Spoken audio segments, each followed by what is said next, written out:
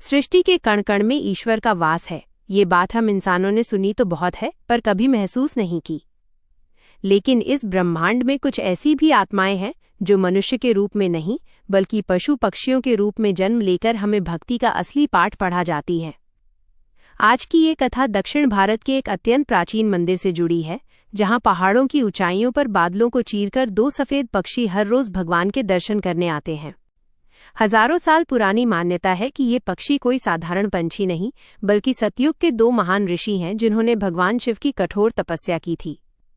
अपनी तपस्या के अंत में उन्होंने प्रभु से केवल एक ही वरदान मांगा, हे महादेव, हमें मोक्ष नहीं चाहिए, हमें तो बस हर जन्म में आपके करीब रहना है। हम चाहते हैं कि हम ऐसे रूप में जन्म लें जहां हम स्वतंत्र होकर आपकी सेवा में आ सकें। महादेव ने प्रसन्न होकर उन्हें पक्षी बनने का वरदान दिया और वचन दिया कि जब तक ये सृष्टि रहेगी, मैं स्वयं तुम्हें अपने हाथों से भोजन कराऊंगा। समय बीता, युग बदल गए, पर उन पक्षियों का विश्वास नहीं बदला। आज भी दोपहर के ठीक 12 बजते ही जब सूर्य अपनी पूरी तपिश के साथ आसमान के बीचों बीच होता है, मंदिर के पुजारी पीतल की एक बड़ी थाली सजाते हैं।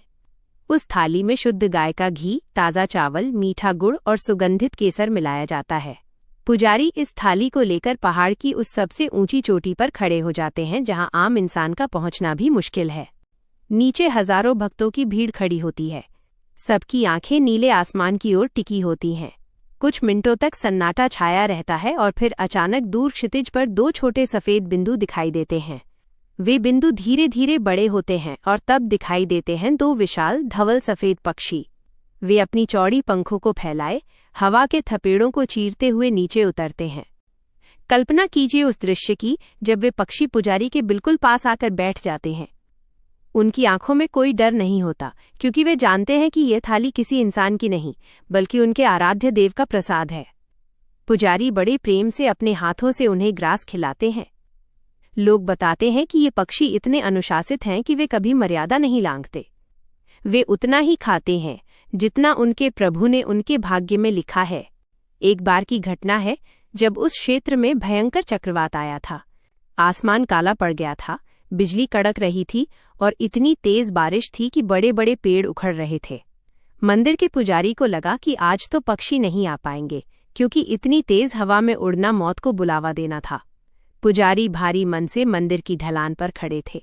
तभी उन्होंने देखा कि तूफान की उन डरावनी लहरों के बीच से दो सफेद परछाइयां लड़खड़ाते हुए नीचे आ रही हैं।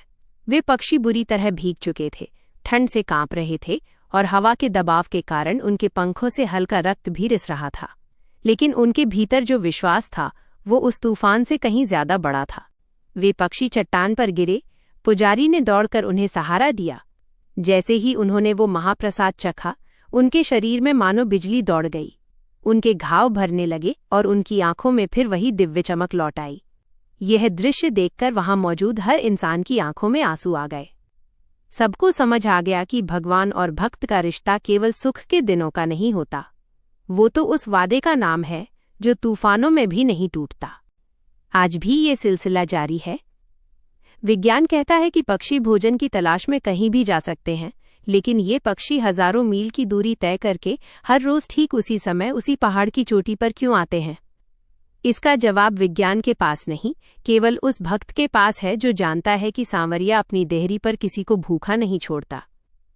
ये पक्षी हमें सिखाते हैं कि अगर मन में विश्वास हो तो पंख छोटे होने पर भी आसमान जीता जा सकता है, और अगर पुकार सच्ची हो तो महादेव को खुद पहाड़ की चोटी पर प्रसाद लेकर खड़ा होना पड़ता है। भक्ति का ये सफर कभी खत्म नहीं होता। चाहे वो संत त्यागराज हों, गोविंद दास जी हों या ये नन्हे पक्षी, ईश्वर के लिए सब बराबर हैं। उन्हें बस एक निश्चल मन और एक सच्ची तड़प चाहिए।